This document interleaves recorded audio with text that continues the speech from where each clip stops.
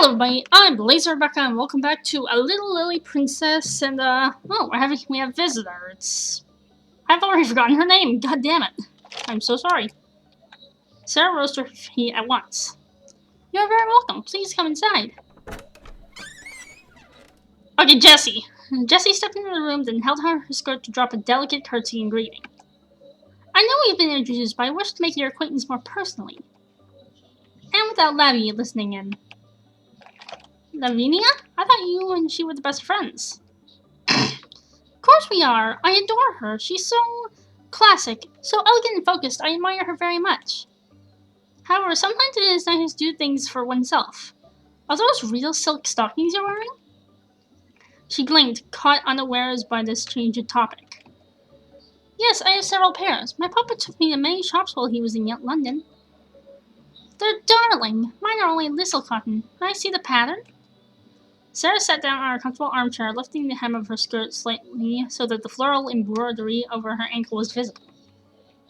What little feet you have! I never saw such little feet. Are they small? She raised her leg a bit, pointing her toes and moving her foot this way and that. They seem the same size as they have always been, even though I know they must have been smaller when I was younger. I'm sure that Lion's feet are smaller than mine, and Emily's, of course, are the smallest of all.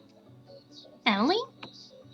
Emily is the doll that my papa bought to be my companion.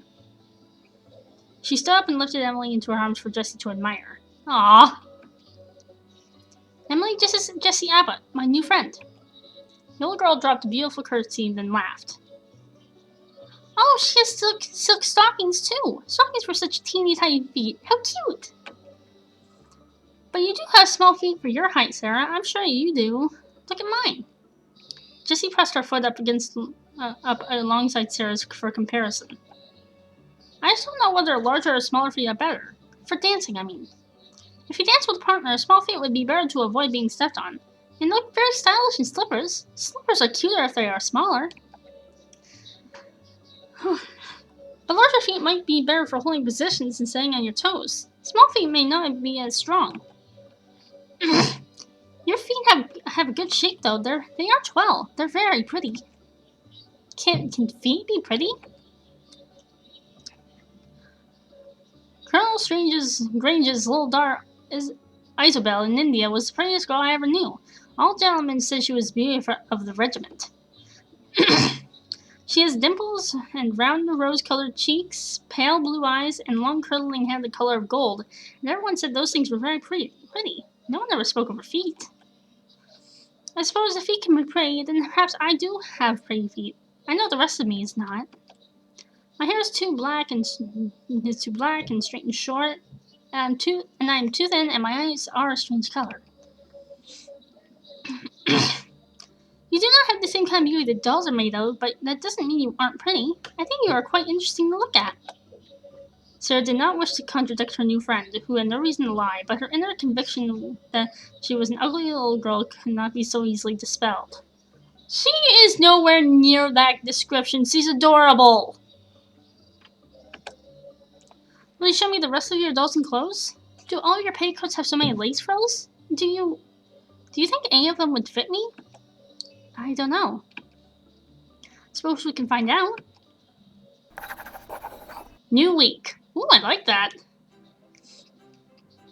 On Sunday morning, the students gathered in the entrance hall of Miss Minchin's Select Seminary. Girls, are you ready? Form up in a line behind Lavinia. Sarah dear, it is our custom to walk to and from church every Sunday when the weather permits. That allows the horses a day of rest and ensures that students receive regular exercise. It is important to look your best when we are walking out among the public. We want our school to always leave a good impression. You should follow Lavinia's cues. She will show you what to do. Lavinia is always a model student. After hearing her name, Lavinia smiled and tilted her head. And she also went and disappeared in a trace in a second. You can learn a great deal from Lavinia, dear, and also her father is also posted, as her father is also posted to India. The two of you should have much in common. I'm sure you will make close friends. Sure, I'm gonna save though. Return. Now go and stand in line behind her. Sarah made her way to the front of the line where Jessie and Lavinia stood close together. What are you doing? Go to the back. Miss Minchin told me to stand behind you. She said you were a model. Oh, very well then. But that's my place. You wouldn't want to disobey Miss Minchin, would you? Wow.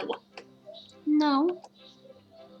You have to show our new girl how to behave herself in church. She may never have seen one before. Sarah thought it was wisest to remain silent. Okay, what do I do now? Okay, should probably get my knowledge up, so read a book.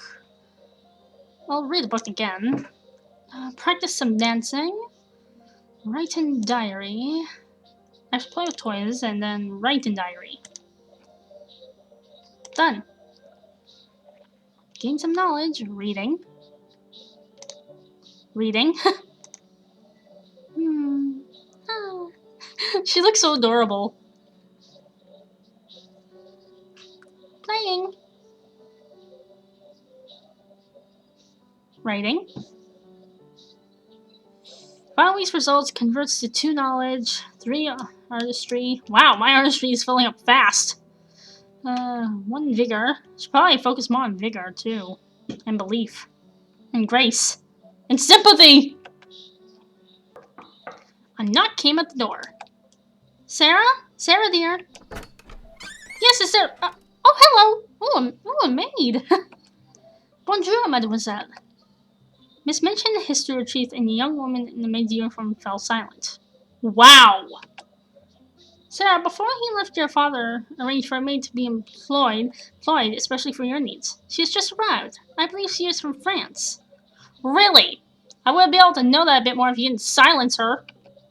Yes. Her name is Merette, and she will be living in your rooms, helping you with your clothing in the morning and anything else you require. Please use her as your liaison. I don't know what that word is. With the staff. If you have need of food, send your maid rather than speaking to cook directly. And don't let her fool you. She does speak the queen's tongue. Wow. She's not gonna mean any harm. She swept out of the room, leaving the maid and her new little mistress blinking at each other in confusion. Bonjour, Mariette. Je m'appelle Sarah. Comment allez-vous? Très bien, merci. And I'm pleased to see you just as your papa described you. Oh, what did he say? Probably something like you're freaking adorable.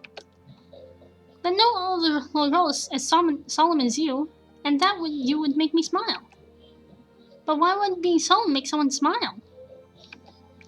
Ah, it is your je ne sais quoi. It is you. Now, why don't you show me around your rooms?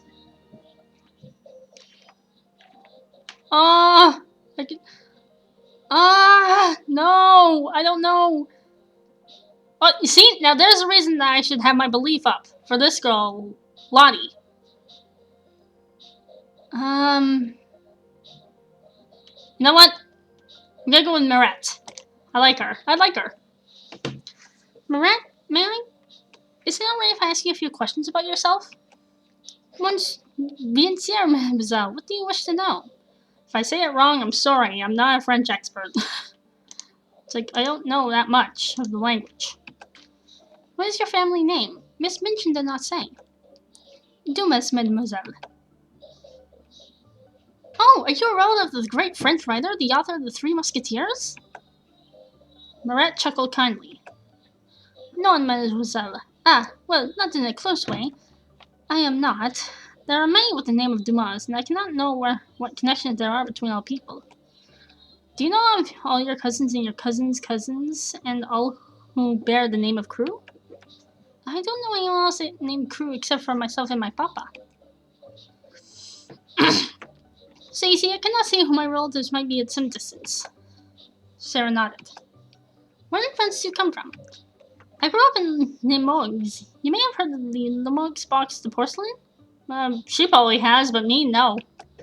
Sarah shook her head. Ah, well, they were famous once. Perhaps they will be again. For now, like much of Limoges, they have faded. What is it like there? Ah, what is it like anywhere? It is a city, not so large as Paris or London, no. Is it near Paris? Non, pas très proche. It is in the south. You must rely on the railways to travel between them. All trains lead to Paris. Sarah tried to picture it. She did not know Limoges, but if it was in the south, then it must be warm and green, surely. She had seen paintings of France, stone houses, arches and bridges, rolling green hills, hanging vines. And sunlight, always sunlight, not the fogs of London. It must be lovely. As you say, mademoiselle. How did you come to take this position? What I mean to say is, my papa and I did not have time to visit France, and I did not meet you until you came here. Did you meet my papa somewhere else? None. We have never met in flesh and blood. Your papa, he is a gentleman and knows many other gentlemen in fine cities like Paris. When it happened that he wished to appoint a maid, he wrote to this Paris gentleman to describe you. And I who have a cousin who works for this Paris gentleman, and he thought of me, and so the arrangements were made. And I'm glad that they were. Sarah smiled. The gentle warmth of Merritt's regard was very comforting for a little girl, one who had been separated from her family and made to live in a far-off place. It was true that Merritt was, for the most part, only another stranger, like any other in Miss Minchin's seminary. They were only just beginning to know each other. And yet Marat was not simply a stranger who might come and go, like the students. She was Sarah's maid, the beginnings of her very own household. She might in time be the closest thing to family.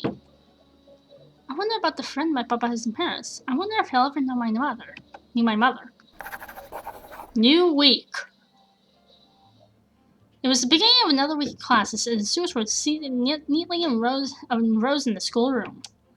Miss Minchin walked up and down between the desks, ensuring that each pupil's head was bowed to her particular lessons. Save. She paused beside Sarah, a book in her hand. Now, Sarah, as your papa is engaged a French maid for you, I conclude that he wishes to make a special study of the French language. Oh, god damn it. Okay, well, I'm gonna end this part here, but I'll be back with more. See ya!